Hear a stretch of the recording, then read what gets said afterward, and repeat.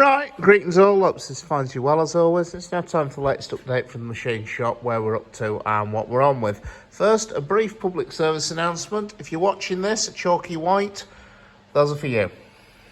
Okay, right, moving swiftly onwards.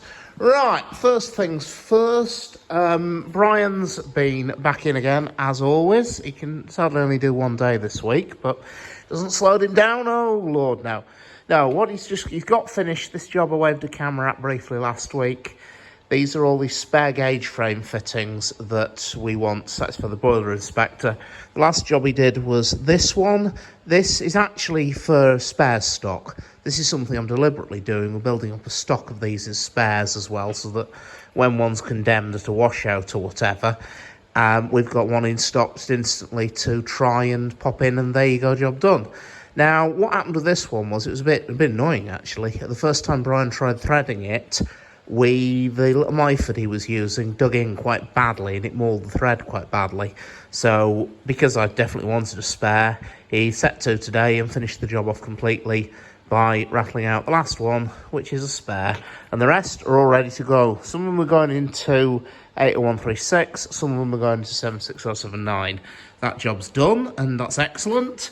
And just in time to celebrate, he's received a fresh request for a load of bits for Eric. So we've got one of the injector caps here, which has a little bung which goes into it we'd like a replacement of. There's another of those there to do. We've got two ball cages to sort, or we've actually got spares of them in stock that just need threading, so that job's straightforward. And then we've also got some of these other, they're the top bung out the gauge frame. There's a couple of those need doing as well. So that should keep him out of trouble for the next week or so. So that'll keep him busy. I've finished making a mess on the vertical milling machine and shoveled out the half dustbin full of swarf that resulted from last week's episodes of making bits for the weighing gear, so that's finished. They've been doing a bit of light maintenance as well. After the Myford misbehaved itself, I spent a bit of time on the machine and stripped it down to find out what the issue was.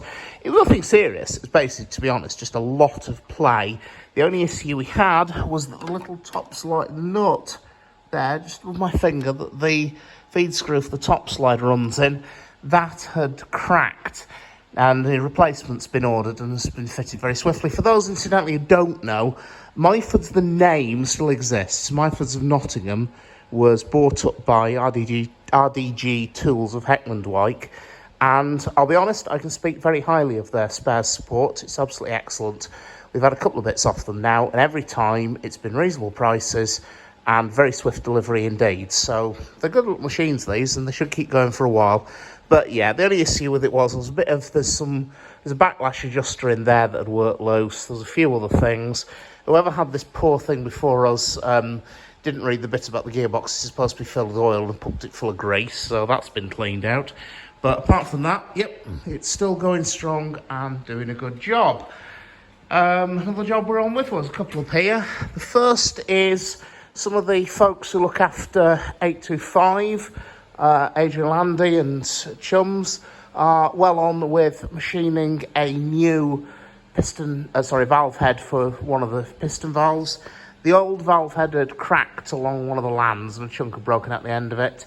So Adrian Landy's been in for a couple of days this week and he's well on with machining a new one out of the casting. So that job's well and truly in. And then I waved a camera at these a couple of weeks ago and we've actually finally got around to doing something about it. These are, well, it's actually one of them, but through 90 degrees. These are the clack valves off the standard tank, I believe. Well, either off the standard tank or 76079. I honestly can't remember. I think they're the standard tank, but don't quote me on that. Anyway, I pointed the camera at these a while ago.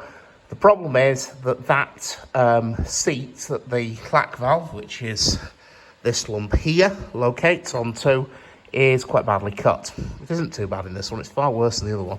Anyway, the upshot is that seat needs recutting back to flat. The only problem is, as you can tell, they're an ever so slightly unconventional shape.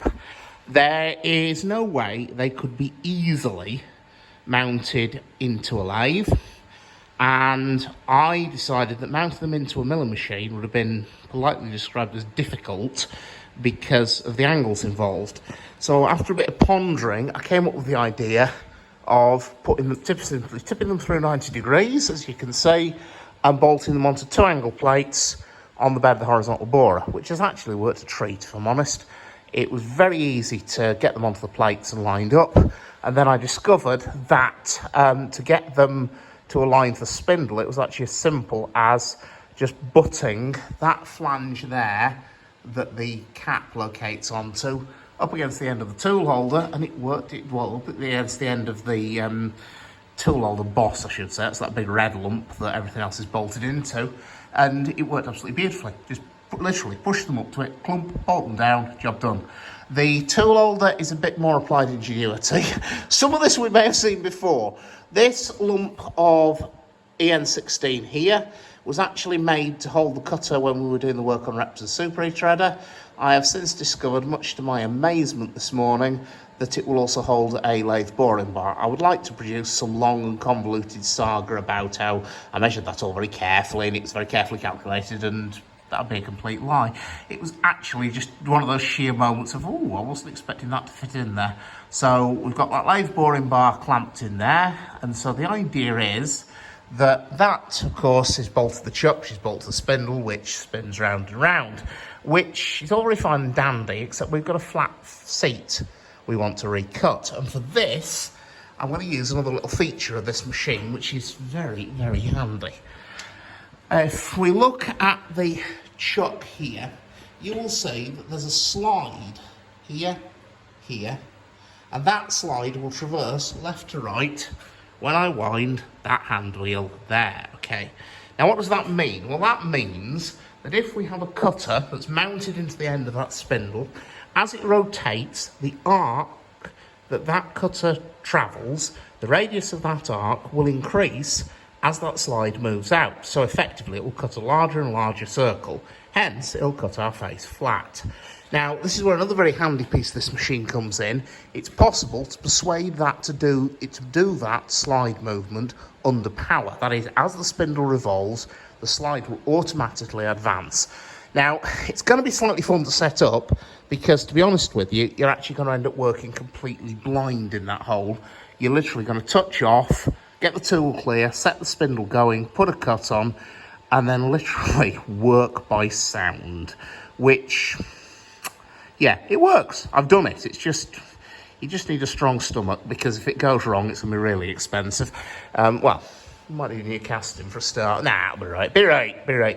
Anyway, so yeah, the idea is that tool will then very gently, as it revolves and every pass and cuts, of course, it will then advance outwards, cutting a slightly larger radius every pass.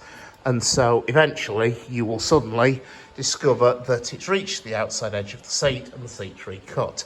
That's the plan anyway. So anyway, it should work. I know it'll work. I've done similar work on this machine before, and it's the sort of job that the horizontal borer is ideal for. They're incredibly versatile machines, these. They'll do all sorts of weird and wonderful setups, and yep, it'll rise to the occasion. Of that I have no doubt. So anyway, that's not a vast amount of progress this week. More sort of what's going to come rather than where we're up to. But, Dan Middleton's busily on as well. He's busily making, now he's not in his last stretch, he's making piston rings for the 9F, in case you're wondering what that almighty billet of cast iron's going to become. So he's already done quite a few valve rings already. This is one of the last big jobs he's got, and that's the piston rings for the 9F. So there you go, there's more work going on as well. So, yeah, anyway, so folks, so as always, I hope you found it educational, informative, I hope you found it interesting, and take care, and I'll see you around.